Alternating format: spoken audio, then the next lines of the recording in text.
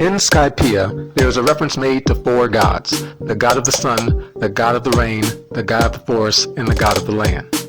Now, if it is to be believed that the god of the sun is referencing sun god Nika, then that means that there's three other gods left unaccounted for. I believe that we can find a very large clue in Fishman Island. Here, we are introduced to the mermaid quintuplets Ichika, Nika, Sanka, Yanka, and Yanka 2.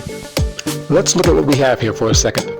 Nika is wearing a red shirt like Luffy does, and her blonde hair can even be compared to his straw hat.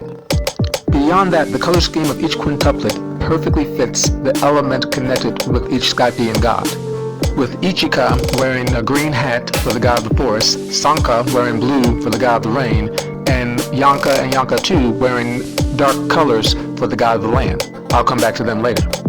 So most likely what we're dealing with here is the Hito Hito no Mi sun god Nika, the Hito Hito no Mi rain god Sanka, the Hito Hito no Mi forest god Ichika, and the Hito Hito no Mi land god Yanka.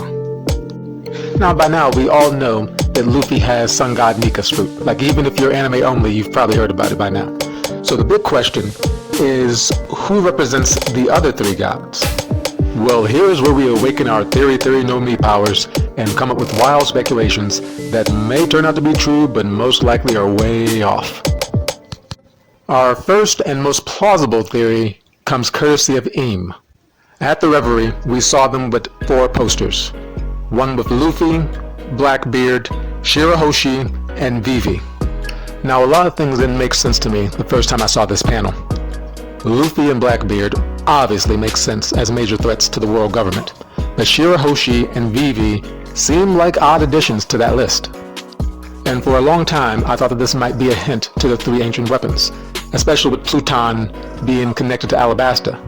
And it's still very possible that it could be, given that the three ancient weapons are supposedly named after gods. But here's the theory now. We know that Luffy represents Nika, and it's not that much of a stretch to say that Shirahoshi could represent the god of the forest, given that her dream is to one day see a forest. Next, you have Vivi representing the god of the rain with the whole Alabasta dance powder rain situation. And then you have Blackbeard. And this is where it gets interesting, right? Let's go back to the mermaid quintuplets. Notice that Yanka and Yanka 2 are both wearing black like Blackbeard, the same way that Nika is wearing red like Luffy. But what's more important is the joke that Yanka 2 should technically be named Goka. This, of course, is a reference to naming siblings after Japanese numbers based on their birth order. We see this again in the Vinsmoke family with Sanji's brothers. So the question now is, why is the fifth quintuplet named Yanka 2 instead of Goka? In mythology, there are trinities, and many people have thought that Blackbeard has some type of connection to Cerberus. But what if the land god Yanka is like Janus, the two-faced god from Roman mythology? What if this was one of the reasons that Blackbeard was able to eat two devil fruits? Maybe once you eat the Yanka fruit, one of its effects is that you can then eat two more. And given what we just found out about Luffy, it's very possible that the darkness fruit that Teach has could actually be the Yanka fruit. After all, if a sun god fruit can give you a rubbery body, then it makes more sense for a land god fruit to give you the powers of darkness. Our next theory is the most popular one. And since our first theory came courtesy of Eam, that's who we're going to start with. The theory is that Eam has the fruit of the earth god. The supposed evidence of this theory is that we are introduced to Eam inside the flowers room of Pangaea Castle. Considering that Eam is most likely the big bad of the One Piece universe, a room full of flowers is not exactly where you would expect to find them. I mean, you would never see Darth Vader do that. That said, it makes sense that the ruler of the world would have a devil fruit that gives them the power to shape the world as they please. There's even theories that that's how the red line came to be, especially since it is heavily hinted that the red line is not a natural phenomenon.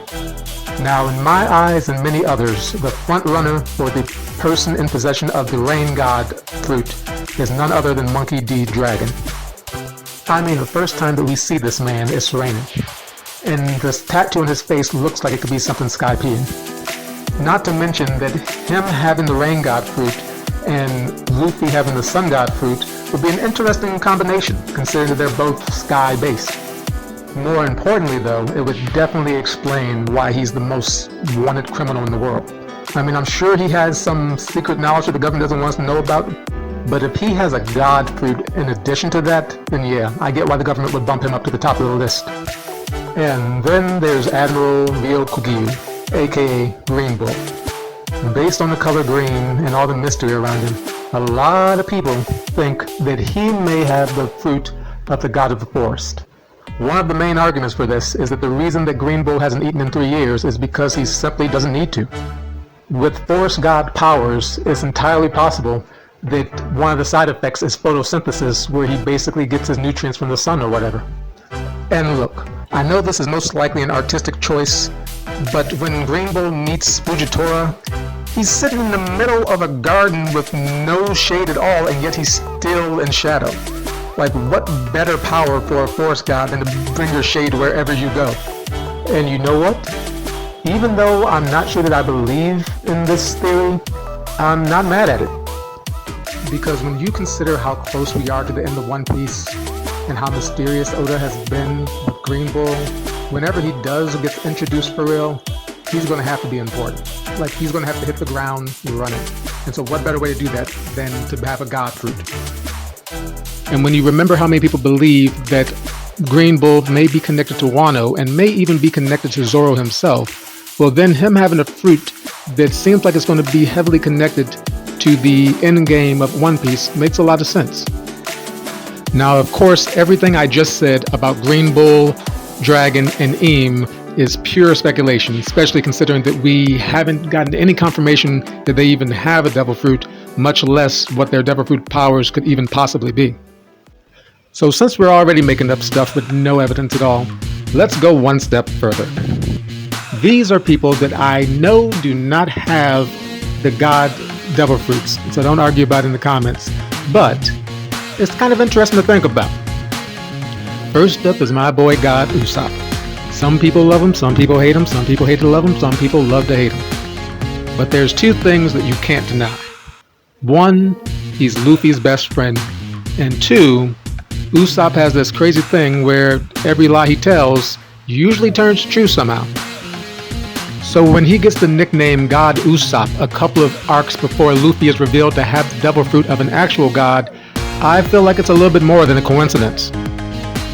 We've all seen the similarities between Nika's shadow and Luffy's shadow in Skypiea, but we conveniently leave out who was right behind him. Usopp beating the drums. Possibly the drums of liberation. So let's just say that this is a hint that Usopp will be connected to one of the remaining 3 god fruits in the future. Which one is he connected to? The answer is the god of the forest. The whole Champions of the Forest thing sounds suspiciously specific for something so random, especially when the forest has nothing to do with being a sniper. Now I know, it's highly unlikely that Usopp will eat a devil fruit, much less a god fruit, before the end of One Piece. But let's just pretend that this happens in the alternate universe where Nami winds up eating Big Mom's devil fruit, okay? Next, we have to go back to the early days of One Piece during one of the many times that Luffy said he was going to become king of the pirates. Only this time, Buggy the Clown says, "You become pirate king, then I'm a god." Buggy's not like Usopp where what he says becomes true, but he is known for failing upward.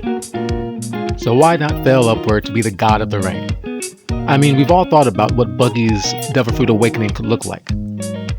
What if his awakening was to chop everything into pieces so small that they look like rain?